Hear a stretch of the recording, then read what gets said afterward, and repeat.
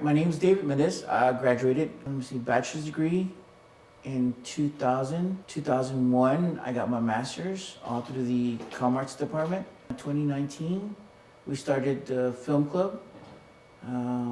We did a bunch of competitions, did other stuff.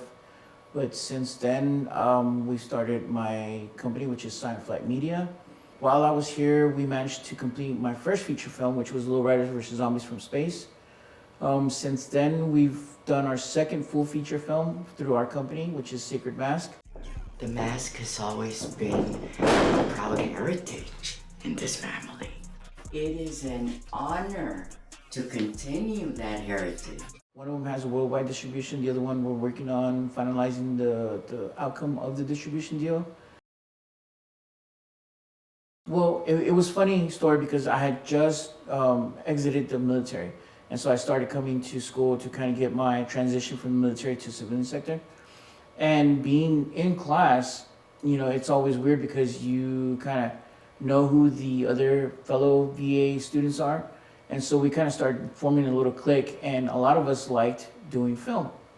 We were doing a short for one of our projects, and we were just writing it out. And we're like, you know what, this sounds cool, because I was doing photography for a lowrider magazine. And I was like, well, I'm writing for what I know, which was lowriders and stuff. And I was like, okay, cool, you know what? I think we could do a real quick short about zombies, because I love zombie movies also, with lowriders, because I know a lot of lowriders. And so it just so happened that it started snowballing. And a lot of us, again, VA students, we were like, you know what, we could do this, we could do this, we could do that. So at the end of the day, it was like about 40 of us that kind of came together to do a project, and it went from a 20-minute short to an actual full feature.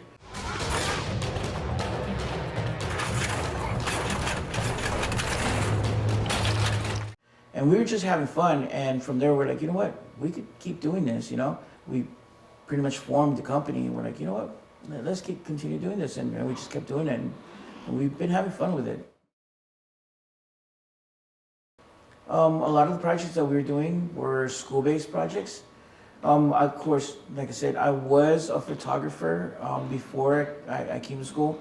I was doing magazine photography for actually two magazines. One was Lowrider magazine, the other one was a car show magazine. And so that kind of transitioned to doing quick gigs, doing quinceañeras, weddings, and stuff like that. So I was already working with cameras. So to switch over to video cameras wasn't too much of a distinction for me. And again, working on school projects, that's what kind of like led into, actually doing our job. One of the biggest things, and I covered this in the last interview, and so I'm kind of repeating myself on here, is simply to do it. You can't learn unless you do it. And I learned that really quick, especially being here in school, because you have the ability to pull out an awesome cinema camera or just a regular camera, or just get your hands on a camera outside of a phone. Because we are in school and we have the equipment, we have the audio equipment that's readily available to you. You have different lenses that you can work with. That way you get the experience on that.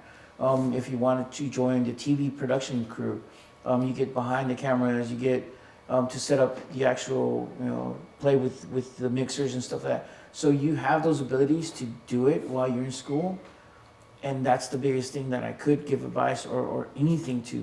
While you're in school, do everything. Get your hands on every single camera. Because every single camera is a different learning curve. But if you know your basics and you know how to do stuff outside of just turning it on and making sure you can troubleshoot stuff, because you're going to have to end up troubleshooting stuff, then you're a better person when you leave school, and you have that edge on everybody else, because not everybody has the facilities or capabilities to actually rent out red cameras or Blackmagics or Sony, cinema cameras or anything like that.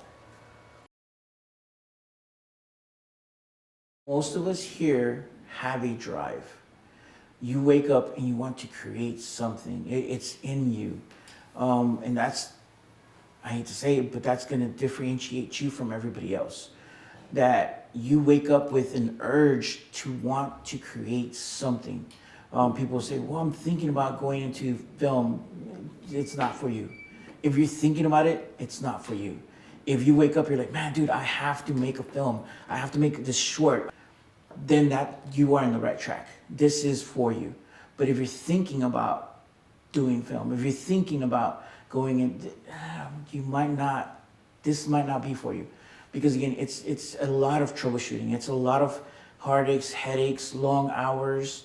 Man, the uphill struggle to become a creative person, an artist, is steeper than what most people are willing to do. But if you have that drive and you have that want, then you're on the right track. But it takes for you to be like, you know what, I'm not letting anybody stop me because I have the resources here and I'm gonna take full advantage of it. And that's what kids need to do. If you have the inspiration to tell a story, tell the story. You know, who cares what it might look like? At least you have a story and you could grow from there. I didn't get my breakthrough into the industry if it wasn't for that crappy little 90s or not, I think it was a 57-minute film. Technically, it is a film. 57 minutes. It's ridiculously funny. It's cheesy, low budget, low brow, lo-fi, whatever you want to call it. But I didn't make my breakthrough into the industry without having that one film in my hand and being like, look, I could do this. You know, and because of that one film, now I have a second film. Now I have a production company. We just closed a deal on our third movie that I'm producing for somebody else with a way bigger budget than I ever expected. And I was like, wow, dude, that's crazy. It took us 5 years, but again, it started from us wanting in this same hallways where you were at. You know, 5 years later, I'm like, man, you know what? We're still struggling uphill, but now I can see the light. I can see where our company is going to be in the next 2-3 years because we picked up a camera. We did a project. We got a bunch of other students and we're like, you know what? Can you hold the boom? Just point the boom right at that person. Just we're speaking. Bro, that's good. Don't worry about it. We'll fix it in post. We had a running joke where it's like every time we said fix it in post, we took a shot. At the end of the day, we're like, dude, we need to stop this because this is just ridiculous. But I'm sorry, I rambled on. I love it.